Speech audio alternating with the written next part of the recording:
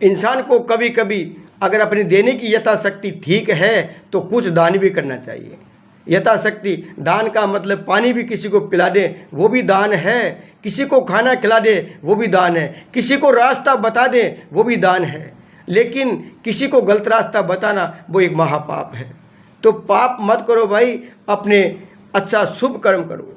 एक बार एक भिखारी भीख मांगने जा रहा था, अपनी झोली में घर से अनाज की एक मुट्ठी डालकर जा रहा था। क्यों डालने का मतलब है, उसमें नहीं डालता तो अगले डालने वाला क्या देखेगा कि इसको किसी ने भीख भी नहीं दिया, इसलिए वो कहता हट भाग ऐसे, तू किस चीज़ का भिखारी है, कैसा भिखारी है, तेरे को किसी ने दिया नहीं, मेरे पास आया पहली बार। तो वो खुद अपने घर से एक मुट्ठी अनाज की अपनी झोली में डालकर जाता है और आगे जाके अपने इष्ट का नाम लेता है, जय श्री राम कुछ भी कहता है, जय हनुमान जय शंकर कहता है, तो उसको वो अगला दान मिलता है। ऐसे करते करते एक दिन पत्नी को बोलता है, ऐसे मैं भीख मांगूंगा तो इतनी सी भीख से हमारा गुजारा नहीं होगा, आज मैं राजा के पास भीख मांगने जाऊंगा। तो राजा अपने गुरु के पास जाता है और वो कहता है, हे गुरुजी, मेरे को अच्छी इस प्रजा की सेवा करनी है, मेरे दिल के अरमान है कि मैं लोगों की सेवा करूं, लेकिन राज्य में धन की कमी है, ऐसा आशीर्वाद दो या ऐसी मेरे को जुगत बताओ जिससे मेरा राज्य में धन दुगना हो जाए। गुरुजी ने उनको बोला कि बेटे जाओ, हे राजन तुम जाओ किसी भिखारी से दान लेके आओ, तुम्हारा राज्य दूना हो जाएगा।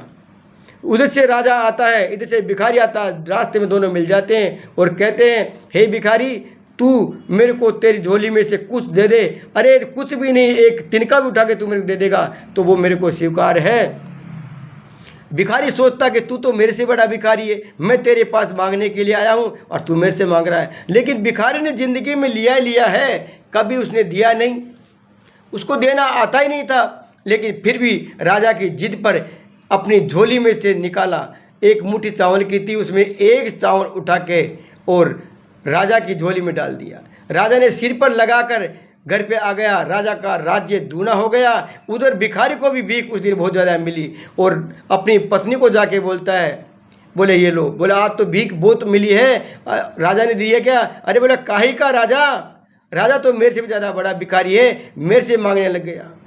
फिर बस झोली को जब उल्टी किया तो उसमें से एक चावल सोने का मिला।